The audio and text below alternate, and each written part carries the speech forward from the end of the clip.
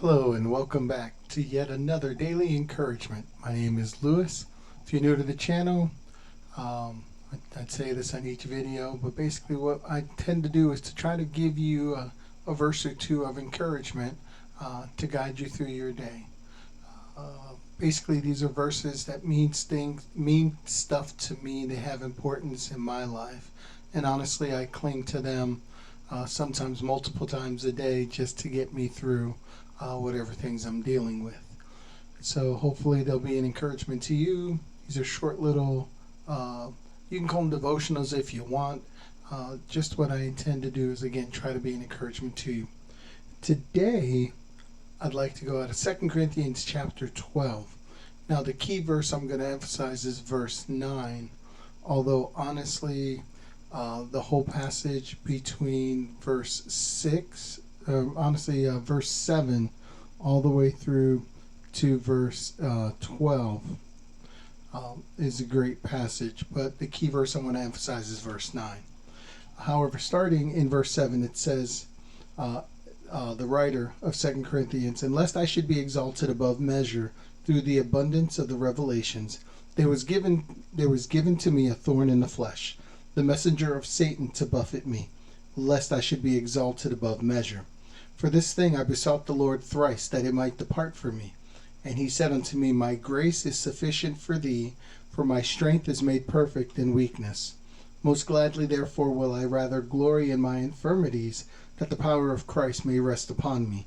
Therefore I take pleasure in infirmities, in reproaches, in necessities, in persecutions, in distresses for Christ's sake. For when I am weak, then am I strong." What are you going through today? What have you been going through for the last week, month, year, multiple years? What is it that you're dealing with? Because you know what, when we hear the writer here of 2 Corinthians say there was a messenger of Satan to buffet him. It's like, what is it that attacks me? What is it that causes me issues? The word thorn there is literally trying to give the idea of a bodily annoyance or a disability. Something, and it said in the flesh. When you read that word, it literally means a physical thing that was bothering the writer. Now, we say physical things. What is it that's bothering you? Do you have an ailment that you've been, and I say stuck with? Maybe you did something to have that ailment. Maybe you didn't. But God determined you have this ailment, this struggle, this thing that's causing you issue. That word to buffet, it actually gives the idea of a hit with a fist, to strike with a fist. So a messenger of Satan to hit you. Now, when you look at the writer, he's known to be intelligent, smart, super, just when it comes to knowledge, high level knowledge, and so this was something he couldn't outthink. It wasn't something he could outwit or figure his way out of. And you notice it said it was also the thing that was preventing him to be, as he put it, exalted above measure. What are you going through today? What is your struggle? Now, obviously, you don't have to tell me what it is. I'm not asking you so that you would tell me, but I want you to think about what it is. Now here, the writer says in verse 8, "For this thing I besought the Lord thrice, that it might depart from me." When you think about the difficulties and the pains that you go through, if you're like me, you want them to be done. You don't want to go through them. You don't want to deal with pain and agony. You want a healing from it. You don't want the struggle or the anxiety. I get that. I've been there. I would agree with the same kind of mindset, the same kind of thinking. I don't want that. So, Lord, take this away from me. And what did the writer get as a reply? My grace is sufficient for thee, for my strength is made perfect in weakness. Now, what's neat is when you look up that word perfect, it gives the idea to make complete, to accomplish, to finish. So my strength, God's strength, is most perfect in my weakness. When you look at the word weakness, it's a feebleness of mind or of body.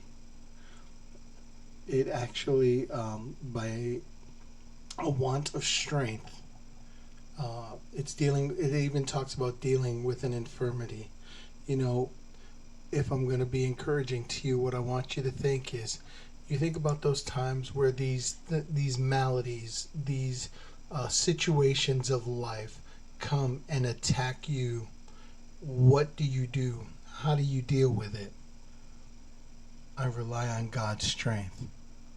Lord, let me focus on you. And what does your word tell me to do? And what does it most often tell us? It gives us wisdom to look and help others, to not be focused on my own struggles and pains and agonies, but to help others.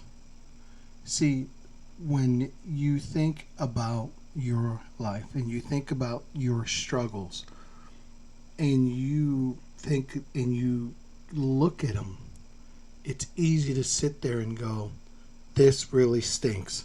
I cannot believe this is happening to me. And our eyes focus on ourselves. What did the writer tell us in that verse after he said, my grace is sufficient for thee, for my strength is made perfect in weakness. Most gladly, therefore, will I rather glory in my infirmities, that the power of Christ may rest upon me. That word infirmities, it's the idea of want of strength. It's the same word that was used earlier describing weakness. Most gladly, therefore, will I rather glory in my weakness, that the power of Christ may rest upon me. Therefore, I take pleasure in infirmities, that same word that we just used, in reproaches, which is insolence, insult, injury, harm, pride, haughtiness, in necessities, a necessity imposed either by circumstance or by law of duty. In other words, so I'd rather glory in my pain and agony. I'd rather glory in my recognition of my struggle of pride, in my necessity, the things I need, in persecution. It's exactly what it means, a persecution. In distresses, the idea of, it kind of gives the idea of a dire calamity or extreme affliction, a distress, for Christ's sake. For when I am weak, when I'm at that point to be feeble, then am I strong. And that word strong is, it's off of the word that you get, dynamite. That's an incredible idea. At the time that I'm weakest and I recognize it and I sit there and I go, God, help me through this. Help me to rely on you. Then am I strong. Why? Because I've gotten rid of the humility or the ego and the pride in my life, and I'm coming to God with humility. You remember a day or two ago we discussed that God resists the proud, but he gives that grace to the humble. Here is more support for the same idea. I say all this to tell you, if you're going through a struggle, you should praise the Lord, not because of the struggle, but because of the opportunity you're going to see if you trust in God and you ask him for help, what you're going to see him do. You may say I don't understand. And you know what? Directly, I probably don't, but I might. And you don't know the struggle or understand the struggle I'm going through. But what I can tell you is God does. His grace is sufficient for you and for me. Hope you're able to take that with you today. One of my favorite all-time passages, and I hope if it's not one of yours, that it becomes one of yours. Thank you for taking the time to join us today. Looking forward to a continuing 2024. I'd say a great one, but it's only great because God is still in control. Until the next time, God bless. Have a great day.